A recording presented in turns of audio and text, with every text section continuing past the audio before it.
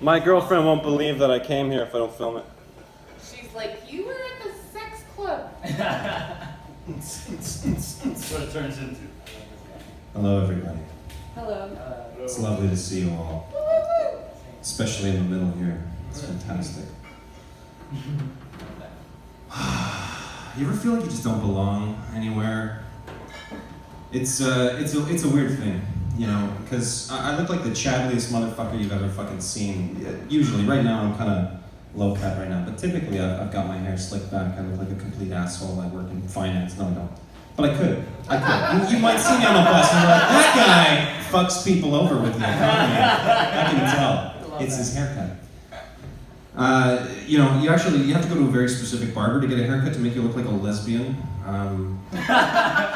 And that's not a bad thing. It's a very specific place you have to go. You know, not everybody provides them, but it seems like when they see me, they're like, oh yeah, I know what you need. Long in the back, short in the front. That's you, right? Yeah, all right, cool.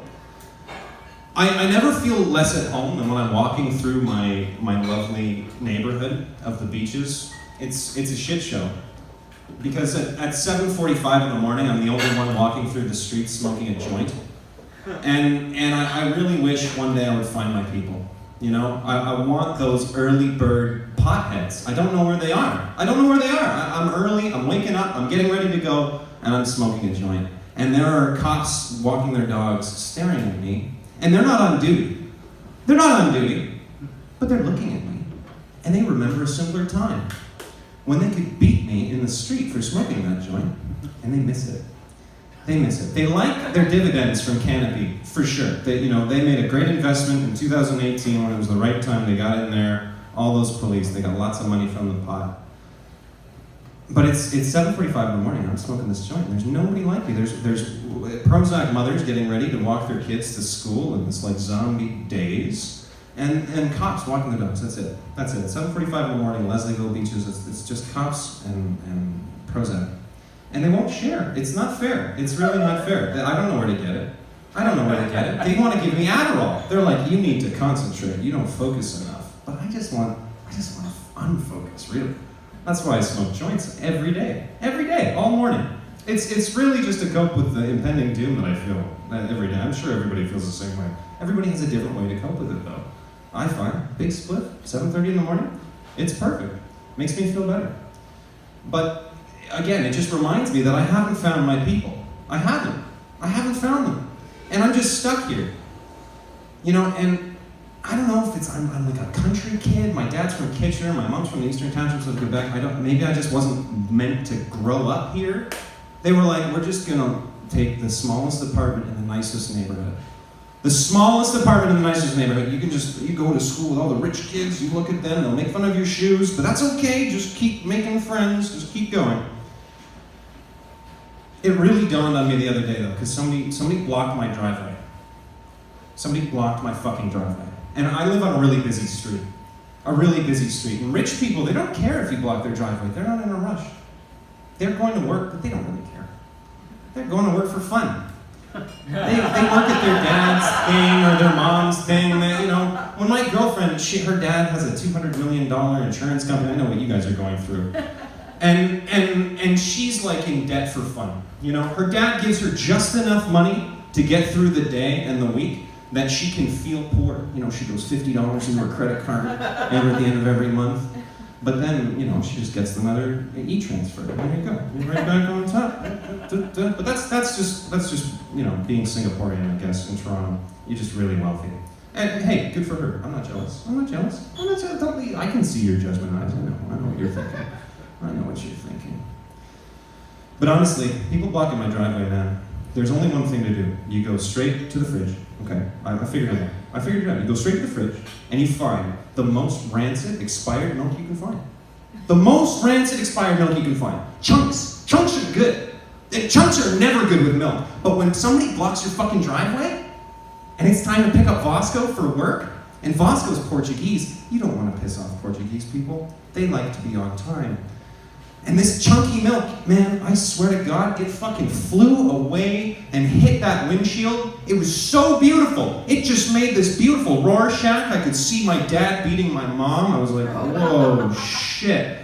And then the guy was coming up, and it was exactly who I thought. Because it was a BMW blocking my driveway. And it was exactly who I fucking thought it would be. Okay? He was wearing dress shorts. Okay? Dress shorts. He was wearing knee-high socks. I don't know why. Maybe he was playing soccer. And a nice golf shirt, you know, with the collar and the short sleeve. And I was so happy. I was so happy. I'm sticking it to the man right now. I poured rancid-ass milk all over this guy's BMW. It's my turn. And then I see his son, his little kid, and his wife walking behind me. And he gets to the car and he's a little sad. And his son goes, "What happened, Papa? What happened?" And you can tell he's been through this before. You know, he's got a Beamer. People hate him all the time. He goes, "They hate us because they ain't us." And he just drove away. I'm staring at him through my window, looking through my curtains, trying to get some sense of integrity from this interaction. I just want to take something from somebody. It's my fucking turn. You block my fucking driveway, let me fucking have this. And they just drive away. He's not even mad. He has no reaction. He just turns on the windshield wiper, and he just drives away. Because he doesn't care. He's going to pay his valet to wash the car. I got nothing out of that. Just this weird sense that I'm such a dick. Why did I do that? I wasn't even late to pick up Vasco. The Portuguese never found out. Never found out. And you would think that I would learn from this. You'd think that I would learn from this. But the next week when somebody blocked my driveway, I was sure to find white wine, chunky milk, and laundry detergent. I figured the white wine, you know, if he gets pulled over, you get a little breathalyzer test, early morning, hey, what are you doing here, officer? And then, you know, the milk is just gross. It's just the fucking grossest shit, especially in the sun. It was like the middle of August, and so it's like cooking. It's creating this little film on the car. And then the laundry detergent was really just because when you add water to laundry detergent, it just becomes more laundry detergent. It just suds up. You keep adding water and water. You need a washing machine full of water in order to get all that shit off your car. All of it. And so again, like the psycho that I am, I'm looking through the curtain, and I'm watching, and I'm waiting, and I'm waiting, and I'm waiting, and this guy walks up, this bald Egyptian guy, and it's like the owner of my favorite restaurant. It's the owner of my favorite restaurant. I'm like, oh, fuck. But I can't just give up. I gotta double down on this guy. I gotta double down on this guy right now. So I go outside and I sit on my porch and I'm looking. And he goes, "Hey, did you do this?" And I go, "What? What?" And he goes, "You did this. I know you did this. The people in my restaurant, they watched you do this. They watched you cover this car. You did this last week to that BMW. What the hell's wrong with you, you motherfucker? You can't." And I'm just like, "You're blocking my driveway, man. You're blocking my driveway. You're fucking up my day. You're fucking up my day." And I know it's not right to overreact to somebody and fuck up their day even more, but I just wanted to. And I just sat there. He ran across the street. He's, "My motherfucking kid," he's swearing at me. And then his nephew runs across the street. And I go back inside, because I don't really want a confrontation. It's too early in the morning for this shit. And I go back inside, and I just hear, and I go out, and all of my front porch furniture is on the front lawn. It's all on the front lawn. It's upside down. There's like a thing going into another thing. There's a broken piece of wood going up. And I come outside, and the nephew of the owner is standing there, and he's going, and I'm like, "Hey," and he's like, "Hey." I'm like, "Are you good?" He's like, "Yeah, I got a little emotional." I'm like, "It's okay. I got a little emotional too." He's like, "Do you want to smoke a joint?" I'm like, "Yeah, come on up." And he handed me my table, we fucking sat down, had a joint. Like, he's my best friend now. I fucking love that guy. Fucking love that guy. You haven't flashed, I've been waiting for you to flash that light at me for so long. You're such a lovely person. You were waiting for me. 3 minutes ago. Ouch. Well, I I wish I felt like I had to impress you guys. Thank you.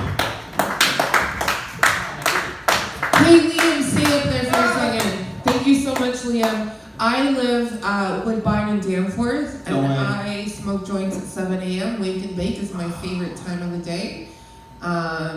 Let's exchange numbers later. If your girlfriend watches this, just tell her I'm a man. Just got it at this point. She's over here. I have a friend somewhere over here. Cool. I don't have any questions because that was a really good set. I know you wanted to talk, but there's so many open mics on Thursdays. Can I just interrupt you?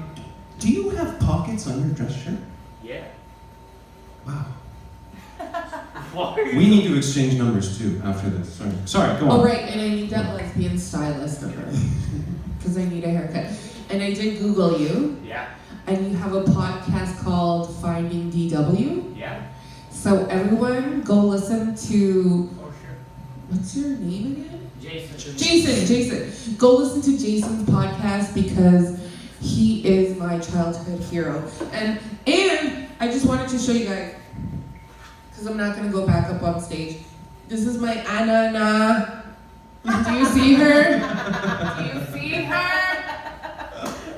Thank you. Because it reminds me that I too am powerful. The poor English kids in my class were terrified of that fucking pineapple, probably because they didn't understand what it was saying. And it lived in a trash can, and I love that. It was the eyes mostly. It was like they moved around. That's enough. Yeah. Thank you so Goodbye. much for coming, everyone. Give it up for Liam Stewart. Give it up for yourself.